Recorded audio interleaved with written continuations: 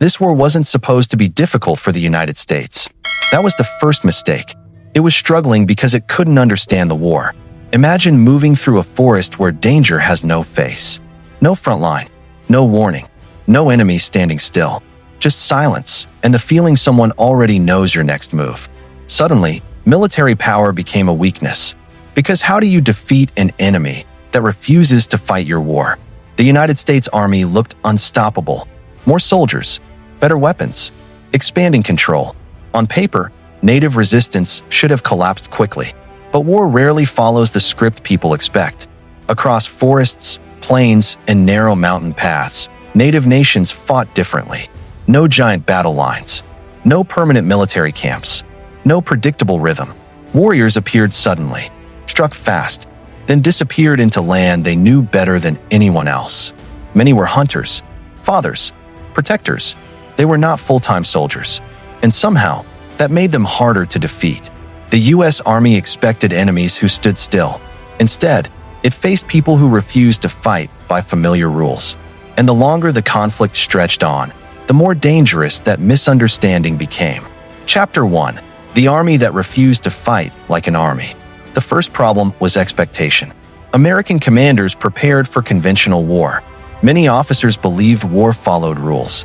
Advance carefully, hold formation, protect supply lines, force the enemy into direct confrontation, march forward, hold formation, win through numbers. That strategy had worked before, but forests did not behave like open battlefields. River valleys disrupted movement, and native resistance refused to follow the rules American officers expected. But many native nations had no reason to fight that way. For many native communities, survival mattered more than controlling territory through permanent military occupation. War often meant protecting families, defending movement, and resisting growing pressure. Why stand in open fields against stronger weapons? Facing soldiers directly often meant fighting on the enemy's terms.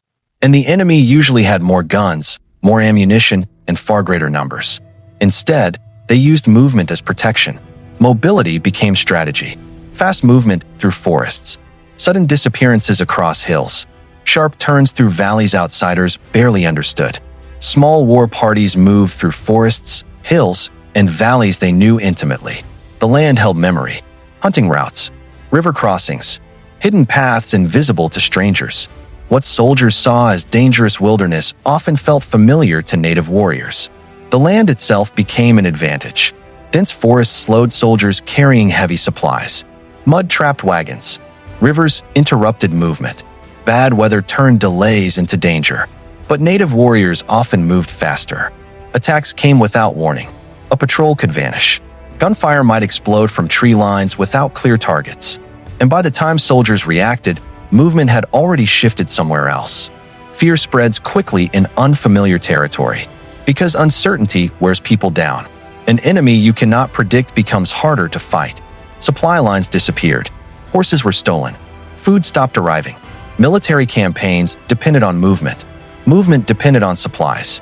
Without horses, travel slowed. Without food, exhaustion spread. Without ammunition, confidence disappeared. Sometimes battles weakened long before they even began. An army without supplies became weaker every day. Fatigue changes judgment. Cold changes judgment. Hunger changes judgment. Pressure built slowly. And slow pressure can become just as dangerous as open battle. Some warriors learned exactly when soldiers were vulnerable. Weapons of the time were deadly, but slow. Muskets and rifles demanded precious seconds to reload. In battle, seconds matter. A rifle took time to reload. Smoke swallowed visibility. Noise blurred commands. Confusion spread faster than discipline could control it. And in moments like that, hesitation could become deadly. That moment mattered. One delayed shot. One broken line. One opening. Sometimes that was enough. Instead of matching force with force, they attacked weakness. Predictability became a problem for the U.S. Army. The stronger side expected weaker opponents to stand and fight. But native resistance often refused. And that contradiction frustrated commanders again and again. The United States had superior firepower, more weapons, larger organized forces, a growing military system. Yet superiority on paper does not always create control, especially when the battlefield itself refuses to cooperate. But what happens when the enemy refuses to stand still? Confusion grows, pressure builds, and eventually, mistakes become unavoidable. The answer came faster than anyone expected. Chapter 2. The battle that shocked the United States. The young United States was still trying to secure control over contested territory in the Northwest Territory. Years of tension had already built through conflict, broken agreements, and resistance from native nations protecting their land. Near the Wabash River, a U.S. force led by General Arthur St. Clair moved through contested territory. The conditions were already difficult. Cold weather, poor preparation, exhausted soldiers. Some troops lacked experience. Illness weakened morale. Supplies failed to arrive consistently. But despite the warning signs, the mission continued. The army expected resistance. Small clashes seemed likely, but commanders believed military strength would eventually force control. Confidence still remained. What it found was coordination. Native resistance had not scattered. Different groups had worked together. Warriors from native nations, including Miami, Shawnee, and Delaware communities, understood the growing danger of expansion, and they adapted. A native alliance that included Miami, Shawnee, and Delaware warriors had prepared carefully. Observation mattered. Timing mattered. Patience mattered. Leaders watched troop movement closely and waited for the right moment to strike. Leaders such as Little Turtle and Blue Jacket understood the terrain. They knew where movement slowed, where confusion could spread, where soldiers would struggle to reorganize once pressure hit. The battlefield had been studied long before the fighting began. Before sunrise, the attack began. Darkness still covered parts of the camp. Many soldiers were unprepared. The timing created instant confusion. What began as distant noise quickly turned into chaos. Gunfire erupted from multiple directions. Smoke filled the freezing air. Shots came from hidden positions. Soldiers struggled to identify where the attacks were coming from. Fear spread quickly once visibility disappeared. American troops scrambled to respond. Attempts to form defensive lines broke under pressure. Communication collapsed. Confusion moved faster than commands could travel. Officers were overwhelmed. Formations broke apart. Panic spread. Leadership became harder to maintain. Some officers were killed early in the fighting. Others struggled to regroup frightened troops. The battlefield no longer felt organized. And organization was exactly what the army depended on. Every attempt to recover collapsed under pressure. The fighting stretched on. What had begun with confidence slowly turned into survival. By the time the fighting ended, more than 600 American soldiers had been killed. The scale of loss stunned survivors. Many expected resistance. Few imagined devastation. The defeat stunned the young United States. National alarm spread quickly. Questions followed. How could a larger force collapse so completely? What had gone wrong? Today, St. Clair's defeat remains one of the worst military losses suffered by U.S. forces against native resistance. The defeat forced military reassessment. Strategies shifted. Leadership changed. But one uncomfortable truth refused to disappear. The enemy had not simply been underestimated. It had been misunderstood. The message was impossible to ignore. Military strength alone was not enough. Not here. Not against an opponent fighting differently. A stronger army could still be beaten. And suddenly, one dangerous question became impossible to avoid. And this would not be the last time. Some details and historical records vary depending on sources, but the core events remain widely documented. Chapter 3. The war that forced the U.S. to retreat. Decades later, another conflict exposed the same weakness. The United States pushed farther west. Trails cut deeper into contested land. Military forts rose where resistance was already growing. Expansion promised opportunity for some. For others, it looked like pressure that would never stop. The Bozeman Trail cut through territory used by Lakota, Cheyenne, and Arapaho communities. For settlers, the trail meant speed. Faster travel. Faster access to opportunity. For native nations, it meant something very different. Movement through hunting grounds. Growing military presence. A future becoming harder to control. Tension did not arrive all at once. It built quietly. One crossing, one fort, one military escort at a time. More soldiers arrived. More forts appeared. Wooden outposts spread across the landscape. Supply wagons moved under armed protection. The message felt impossible to ignore. The United States intended to stay. The pressure kept growing. Travel became more dangerous. Military patrols moved through territory where trust had already collapsed, and the longer the conflict simmered, the harder compromise became. But Red Cloud saw the danger clearly. He understood something important. Time favored the larger army. A military with more soldiers could replace losses. Native resistance could not afford endless direct confrontation. The battlefield had to change.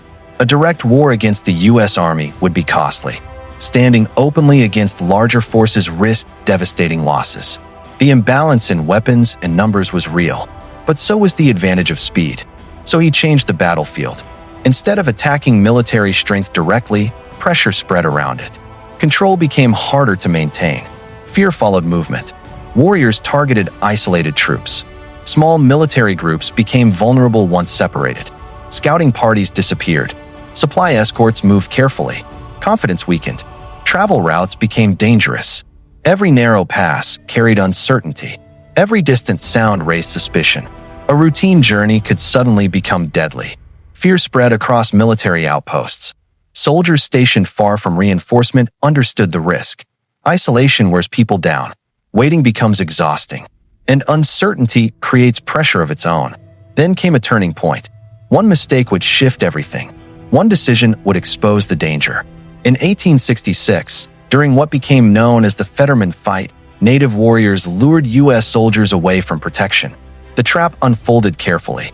Warriors drew soldiers farther from nearby defenses and into unfamiliar terrain. Distance created vulnerability. Confidence created risk. The result was devastating.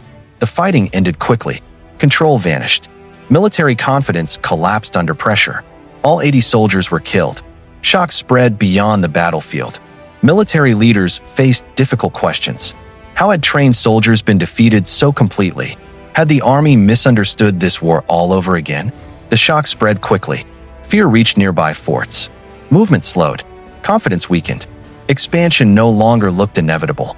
Suddenly, forts looked vulnerable. Walls offered protection, but forts could not control entire regions. Soldiers still had to travel. Supplies still had to move. And movement had become dangerous. And then something unexpected happened. The conflict did not move toward military victory. It moved toward negotiation. Instead of expanding, the United States negotiated. Pressure had changed the calculation. Continuing conflict carried growing costs. And for a moment, resistance created leverage. In 1868, the government agreed to abandon forts along the Bozeman Trail. It marked a rare reversal. Forts built to secure expansion were left behind. A growing power had stepped back. For a rare moment, Native resistance had forced the U.S. military to step back. But victories rarely end the struggle. Because pressure does not disappear, it changes form. But victories create new dangers. Success attracts attention, and attention often brings greater force. How long can resistance survive against a nation that keeps growing? Chapter 4. Running while refusing to surrender. Then came a story that barely seemed possible. What happened next looked less like conventional war and more like survival under relentless pressure. Movement became necessity. Stopping became dangerous. And danger never stayed far behind. Pressure to relocate Native communities had intensified. The Nez Perce faced demands that threatened the lives they had known for generations. Choices narrowed. Time narrowed. And conflict slowly became unavoidable. The Nez Perce were being forced from their homeland. Leaving meant uncertainty. Staying risked violence. Neither choice promised safety. And families carried that burden together. Families moved together. Children traveled beside warriors. Elders struggled to keep pace. This was survival in motion. Long days. Little rest. Cold nights. Exhaustion. Every mile carried urgency. Because pursuit never stopped. This was not an army. There were no endless reinforcements. No vast military reserves. No secure system keeping supplies flowing. Only people trying to survive while staying ahead. Yet the United States still struggled to stop them. Again and again, expectations failed. Terrain slowed pursuit. Movement stayed unpredictable. And resistance continued. Under leaders including Chief Joseph, the Nez Perce traveled more than 1,100 miles while pursued by U.S. forces. Mountains stood in the way. Rivers blocked movement. Open plains offered little protection. Yet somehow, the journey continued. The distance alone became extraordinary, but the pressure never disappeared. Again and again, they resisted. When confrontation came, surrender did not automatically follow. Retreat did not mean helplessness. Movement did not mean weakness. At Whitebird Canyon, they defeated pursuing troops despite smaller numbers. Military assumptions cracked again. The people expected to collapse adapted instead. And once again, the stronger side struggled to control the outcome. Soldiers expected surrender. Instead, resistance continued. Each escape deepened frustration. Each delay raised pressure. The pursuit stretched longer than expected. Instead, the Nez Perce kept moving. Movement became survival. Every crossing mattered. Every delay mattered. Every decision mattered. Across mountains, rivers, open plains, harsh conditions followed them. Fatigue spread, but stopping could mean capture. And capture threatened everything. Every escape raised the stakes. Military pressure increased. Resources became harder to maintain. Hope and exhaustion competed with one another. Winter approached. Cold changes survival. Travel becomes harder. Mistakes become costlier. And time starts running out. Supplies ran low. Food became uncertain. Energy weakened. The journey grew heavier. Hope narrowed. Safety remained painfully close. But close does not always mean reachable. Then came the hardest truth. Pressure had finally caught up. The end no longer felt avoidable.